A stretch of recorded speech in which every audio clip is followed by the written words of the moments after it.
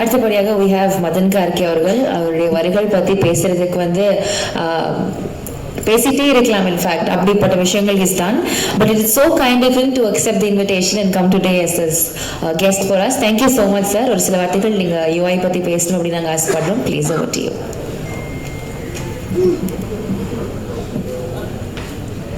அனைவருக்கும் பணிவான வணக்கங்கள்.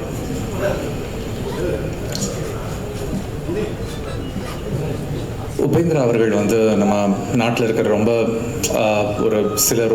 சில டைரக்டர்ஸ் தான் ஒரு அவுட் ஆஃப் தி பாக்ஸாக ரொம்ப யூனிக்கான கான்செப்ட்ஸ் எடுத்துக்கிட்டு அதை ஒவ்வொரு வாட்டியும் ப்ரெசென்ட் பண்ணணும்னு சொல்லிட்டு நினைப்பாங்க.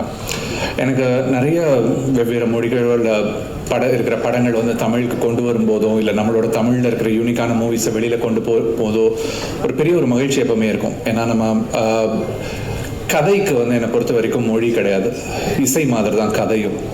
வசனங்களுக்கு தான் மொழி தேவைப்படுமே தவிர்த்து ஒரு கதைன்றது ஒரு எண்ணம் தான். அந்த எண்ணம்க்கு மொழி இல்லை.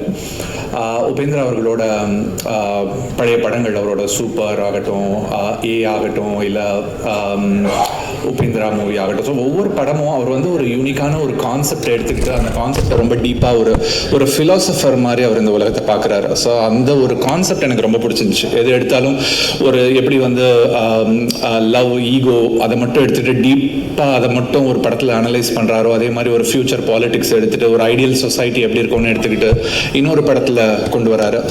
இந்த படத்தோட ட்ரெய்லர் பார்த்தேன். ட்ரெய்லர் செம்ம இம்ப்ரெசிவாக இருந்துச்சு. ஒரு மாசமான ஒரு ஸ்கேலில் ஒரு டோட்டலி டிஃப்ரெண்ட் ஒரு ஃபியூச்சரில் செட் பண்ண மாதிரியான ஒரு படம் ரொம்ப அழகாக செட் பண்ணியிருந்தார் இந்த படத்தை. அவருக்கும் அவருடைய ஒட்டுமொத்த டீமுக்கும் என்னுடைய வாழ்த்துக்கள் நான் சொல்லிக்கிறேன். இது மாதிரி நிறைய படங்கள் வரணும். தொடர்ந்து நிறைய படங்கள் வித்தியாசமான கதைக்களங்கள் தான் நமக்கு இன்னைக்கு தேவைப்படுது. இன்னைக்கு திரையரங்குக்குள்ள எல்லாரையும் கொண்டு வர்றதுக்கு நல்ல கதை அம்சமும் நல்ல கதைக்களமும் இதுவரைக்கும் நம்ம பார்க்காத ஒரு உலகத்தை கொண்டு நம்ம கண் முன்னாடி நிறுத்துறதும் தான் நமக்கு எல்லாருக்குமே தேவைப்படுது.